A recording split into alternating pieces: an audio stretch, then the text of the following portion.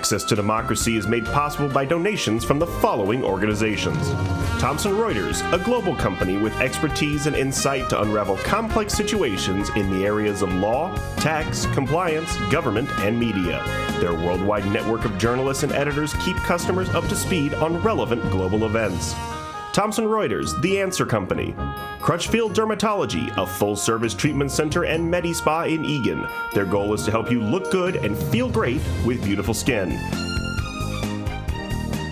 The Minnesota Twins are looking forward to another great season in 2023, led by the return of All-Stars Carlos Correa and Brian Buxton. With the return of numerous players who were injured in 2022 and some new acquisitions, another division crown and a return to the World Series are in their sights. Established in 2007, 45th Parallel Spirits was among the first 50 micro-distilleries in the United States. Based in New Richmond, Wisconsin, all aspects of production occur at our facility. If you're interested in visiting and learning more about the 45th Parallel Distillery, please check our website and plan a visit to tour our facility and taste our spirits. Truestone Financial, with locations in Minnesota and Wisconsin, has proudly served its members since 1939. Truestone engages, educates, and supports its members to ensure they have the tools to empower their financial well-being. Truestone Financial, your neighborhood credit union. Learn more at truestone.org.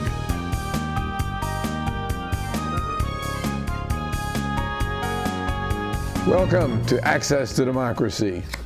Alan Miller with you, and we have a repeat guest, a return guest, a favorite guest, and I want to welcome Congresswoman Angie Craig.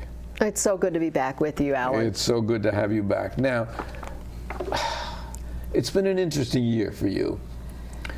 I know that you have to live with a bunch of insane people in Congress who inhabit the other side of the aisle. You were attacked in your apartment and got out of it by throwing hot coffee in your attacker's face, which is why I took your coffee away from you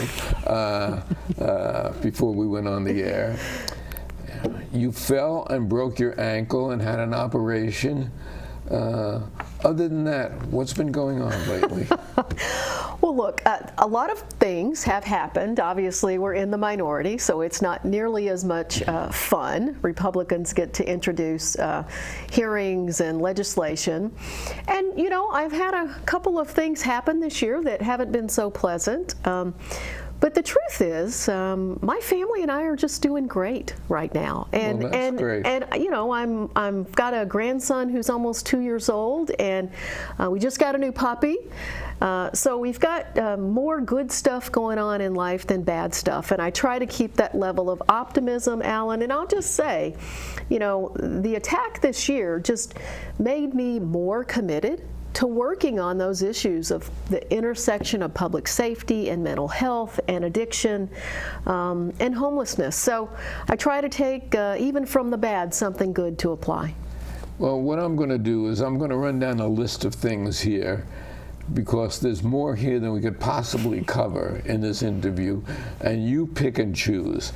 I'll start with post office, go to Israel, go to labor leaders, go to the Public Safety Officers Support Act, go to federal funding for roads and infrastructure, go to the bipartisan Reconnect Acts, opioids, fentanyl, the Healthcare Alliance for Patient Safety, the Naloxone Affordability Act, Secretary of Veterans Affairs, who you met with for some important things, the Right to Contraception Act, abortion, Chamber of Commerce, environment, climate crisis, refunds of over $1 million to second congressional district residents, the Farm Bill, addiction recovery, National Apprentice Act, bipartisan budget agreement,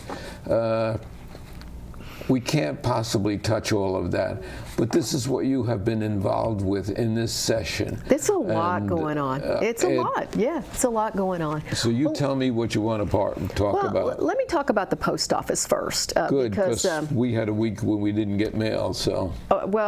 So the good news is that I met with USPS officials here in Eagan at the Lexington Post Office, and they acknowledge that Eagan has been, for lack of a better term, a bit of a hot mess, that mail delivery has been very inconsistent. Look, they've been about 20 people down, so they do have a workforce shortage issue. They've pulled some people from across Minnesota and the metro area to help rectify and get things back on track. And I want to be careful here because I think there's a lot into this. The workforce, they don't have enough people. But the people they do have are working their tail ends off. I believe that 50 to 70 hours a week, and they've been mandated to work 6 days a week. I went down there to the post office when we weren't getting mail, and the reason was our carrier's father died. Yeah. She was gone. They're short. Yeah. And the fellow I talked to, and I had to be sympathetic, he said, I'm working over 70 hours a week. He said, you know, but we can't do it when we don't have the people. And then his manager came along. She said, you know, this is a great job and we have these vacancies. Why aren't people applying for these jobs? And I said, I don't know. And she started telling me all the benefits that they get, et cetera. And I said, I don't know why they're not. Well, look, our team is going to jump in and participate in publicizing some job fairs, some hiring hubs. I think there are some systemic issues with the business model with the post office. I will just say that, you know, they're delivering an awful lot of packages these days. And, you know, the mail delivery, regular mail delivery has declined since the volume of packages has started to go up. And the truth is, USPS makes a lot more money when they're delivering packages than when they deliver the mail. So, you know, I asked today, Which has gone up to 66 cents a stamp. That's right. Again, should my constituents expect to receive their mail every single day? And the answer was still yes. And so that's the standard. If they want to keep saying that is the service level we're trying to work toward, if that's the standard, that's what I'm going to continue to hold them accountable for. I can help elevate the message about openings and hirings. If today, you know, they've got part-time positions as well, you can get a job as a retiree just delivering packages on Sunday. That's a great extra income for a retiree or a young person who has at least 2 years driving experience. So there are some opportunities there, but look, I'm just going to keep pushing here locally and also in Washington. I think that some decisions have been made. They brought all their background checks to Washington, whereas we used to do them locally and regionally. It takes a lot longer from hiring someone to get them onboarded than I believe it should. And oh, by the way, Minnesota's got a 2.9% unemployment rate, which means if it takes 30 days to get someone onboarded, that person's already found another job making as much or more money by the time they get them onboarded. So I'm going to keep pushing. It's an issue that is definitely on my radar. The other thing, and you mentioned a number of items related to this that I want to talk about, though, Alan. I have a Postmaster General in my sights who doesn't make me very happy. Well, look, I think the guy wants to be the turnaround artist for USPS. And, you know, if you're running FedEx or UPS, fine. But I'm going to tell you, I'm worried that if there's a strike at UPS, of the extra volume that's going to be pushed to USPS, and that, you know, we can't even seem to get the volume we have now right. That could be disastrous. In many communities. So it's a problem. The other thing you mentioned, though, in your long list is really a passion area of mine. I don't think we are treating the synthetic opioid crisis the way that we should in this country. Fentanyl is an American crisis. It's in almost every drug that is sold now, and we have too many people dying of fentanyl poisoning in our country and in Minnesota right now. And so making sure that naloxone is available over the counter has been a huge area of interest for me.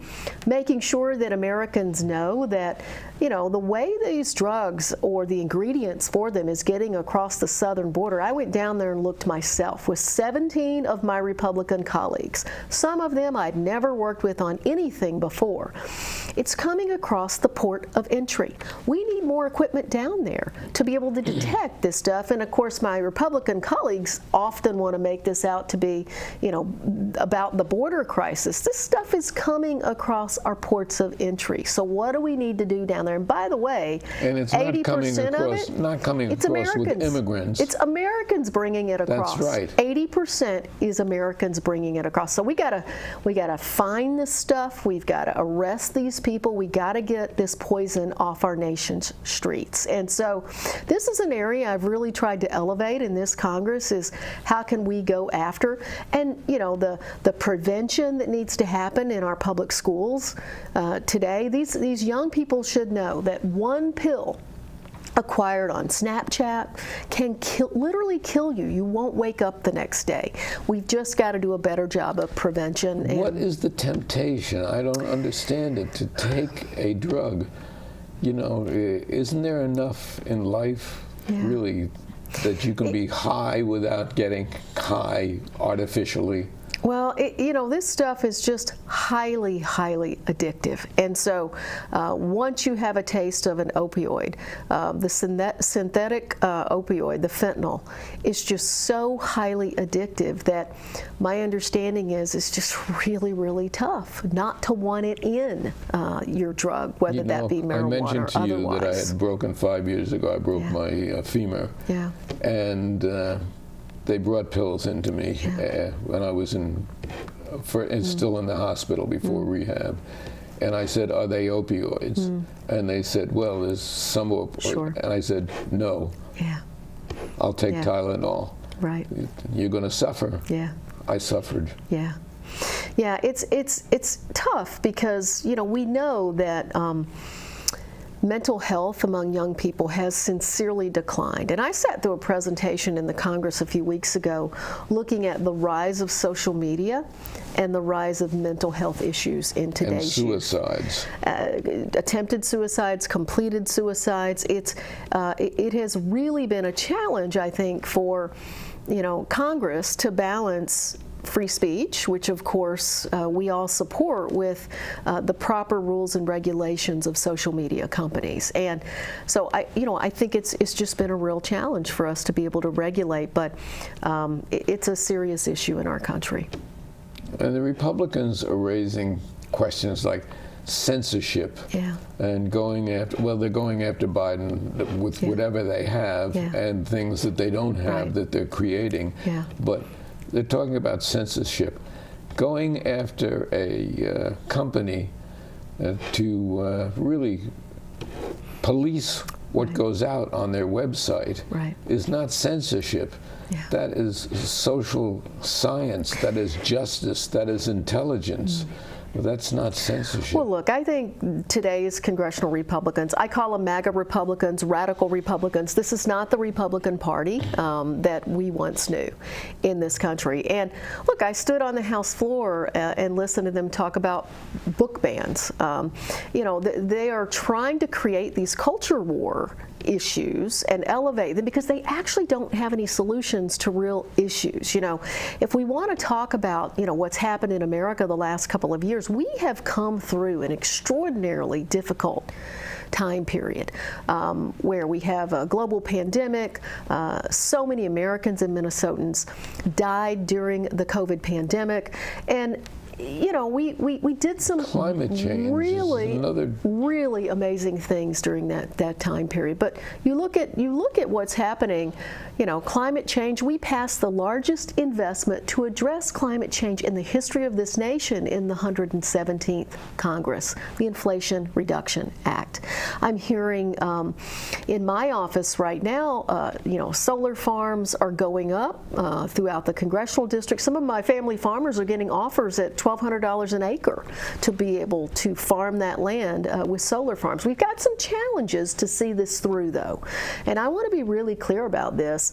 We're not going to meet our goals unless we figure out how to reform the transmission process, the permitting process for the transmission. So we've got a lot of challenges left. We have a lot of opportunities, but I mean, we see what's happening with extreme heat, extreme weather across the planet, but in the United States, it is a really difficult time. We see what's happening down in Phoenix in Arizona right now. It would be such a pleasure to have a two-party system where you could work with two parties across the aisle. Now, I know you have managed to work across the aisle probably much more than the average person in Congress, but and it's a story I've told over the 25 years of this program many times, that when I was a political leader back in New York, and this is many moons ago,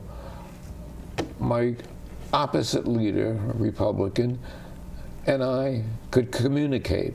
We could talk about things. We could work out problems.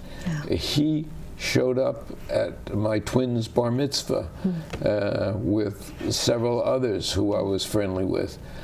Those days are gone, and it's so sad that we have this craziness. There are incredible extremes right now. Particularly, and I'm going to say this, it's going to sound partisan, particularly in the Republican Party, but you know, that's the Freedom Caucus. These are the people running around literally trying to make Speaker McCarthy's life hell right now. There are, though, and it doesn't get the attention, right, by the press or any, there are 32 Democrats and 32 Republicans right now in the Congress. I'm one of them, Congressman Dean Phillips is another, working to figure out where can we work together. And let's go back to climate change. There's a group right here in Minnesota. It's called Citizens Climate Lobby. There is a conservative side of the Citizens Climate Lobby, and we support a bill and a program called Carbon Fee and Dividend. It is the only bipartisan approach to addressing climate change that I have come across in my time, either running for or serving in Congress. You have to look, Alan, for the common ground. It doesn't just in today's day and time appear to you. I would just hope, though, and I know that the Freedom Caucus is a minority of the Republicans, that the others had the backbone to stand up, and that's what they don't have. That's the problem. You see these votes, and they're the entire Republican caucus. We've just had one this week. Makes no sense. You know, we can't have George Santos Republicans. When you see we need good sense Republicans. Well, that's the problem. It's not so much that there are people on the far right, what I call MAGA Republicans, beholden to the Donald Trump segment of the Republican Party. It's that there are so few in the Congress who are willing to stand up to them and against them and speak out. You know, some of them did. About 10 of my Republican colleagues voted, right, against the former president in some proceedings. 9 of the 10 are no longer in Congress today. And so the lessons, unfortunately, my current colleagues have learned is that if I speak out, I get taken out. And that, to me, is loving your job and your power more than loving your country. And I can't respect it. And that's what's happening in the Republican Party right now. And the result is the leading candidate over there is a pathological liar. Don't get me started, because I can do a half hour. Look, most of my Republican friends, they don't want the chaos that a second term under Donald Trump would bring. And yet, we still see him leading in the polls. See, I think the best out for him would be to plead insanity. I'm sure that it would go. I'm sure the psychiatrists who evaluated him would say, yes, this man is insane, and get him out of the picture. And that would leave us with DeSantis, who just yesterday okayed apparently his education department, which said that there were benefits to being slaves. I mean, give me a break. Well, look, there are those of us who have our head down, who are working on the real challenges that our constituents have, like the cost of prescription drugs. I'm so proud to be able to have capped insulin at $35 a month for America's seniors. That is something that is making a real difference in pocketbooks in the here and now. I'm so proud to be able to have Medicare finally start to negotiate its drug pricing by my vote on the Inflation Reduction Act last year. And look, if they want to stand on the House floor and, try to ban books instead of focusing on banning weapons of war in our country, that's where I believe common sense is going to prevail. And if it's not going to prevail in the Republican Party, it will keep prevailing at the ballot box, because that's what my constituents want. One can only hope that 24 gives us the opportunity to bring in a Congress that will really, really unify and make progress in these areas. Yeah. You did it on the infrastructure. Yeah. I mean, the infrastructure bill is something that Biden accomplished across party lines. And I really laugh when I see Republicans who voted against it taking credit for money that came into their areas, and it's just... We have brought so many projects home to Minnesota through the bipartisan infrastructure bill, our roads, our highways, our bridges, and especially broadband. I'm so proud to be able to go to, LeSueur County and talk about these amazing projects that are going to be started. I'm so proud to have been able to bring home community project funding for all of these projects in Dakota County, and it really is on a bipartisan basis that we got this done. Even the Safer Communities Act, which is the first gun legislation in 30 or 40 years, was done on a bipartisan basis. It wasn't enough, we know that. At least it was a start, but it was though. a start, and we got it done on a bipartisan basis. And the truth is, there are so many common sense things that 70% of my constituents support, and these are the things we should be working on right now. And the fact of the matter is that this is probably your fourth stop today, and it goes on and on and on. I will say that there probably nobody in Congress that I know who works harder than you. There are some who work as hard as you, mostly on the left side of the aisle, but certainly, and it's so difficult to counter some of the insanity that's coming out from the other side that has nothing to do with what their oath of office is: to protect the Constitution, to move forward, progress. And it just loses me. Well, it's a choice, right? I mean, I remember in the last election, my opponent ran against me hard on the topic of inflation. And we kept our heads down, and we kept working to lower the cost of health care. We kept our heads down, and gas prices are now down $1 where they were last summer. We kept our head down, and we're working on supply chains. And guess what? Minnesota, the metro area here, the Twin Cities, we have the lowest rate of inflation of any big city in America right now. Minnesota has a 2.9% unemployment rate. The challenge here right now is workforce. And so keeping our head down, thinking about what goes into whether someone can come back into the workforce. I mean, we've got child care is way too expensive in our country. As long as we keep, starving funding for Head Start programs, we took away the child tax credit. That ought to be something that we think about moving forward. Then workforce is going to continue to be a challenge for us. Money to help people who have psychological problems and take guns out of their hands.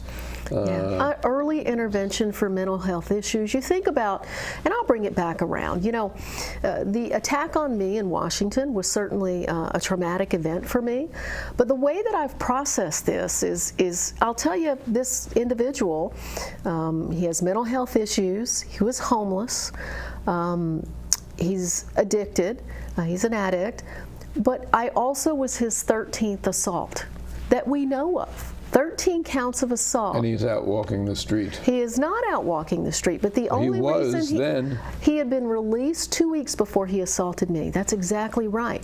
So he's 26 years old. I mean, I can both believe that, you know, the guy probably shouldn't be walking the street until he gets serious intervention and help. And we can be, you know, you're never fully sure, but that he gets the help he needs, that this is not going to happen again. And at the same time, I can believe we failed this individual because he didn't receive the mental health and addiction resources that he needs. You know, and if he had, he might be a productive member of society today. It's so complicated, Alan, and politicians who try to give you a talking point, this is exactly how it should be, it's not reality. That's not life. And you know what's complicated? The fact that we only have a half-hour program and then we run out of time. I should have mentioned, and I didn't, this is your third term. Yes. You really have had some hard-fought elections. Yeah. We're talking with Congresswoman Angie Craig of the 2nd Congressional District, and it's such a pleasure to have you in here and be able to talk about some of these issues with you. I hope that you come back as often as you can, and I know that you keep a schedule that's really shattering, earth-shattering, but please. Thank you. Thank you. It's such an honor and a privilege to serve this district, and you know, I just appreciate every single story from every constituent, and we're just going to keep working hard. Well, we appreciate that, and we love you, and certainly good luck. Thank you. Thank you.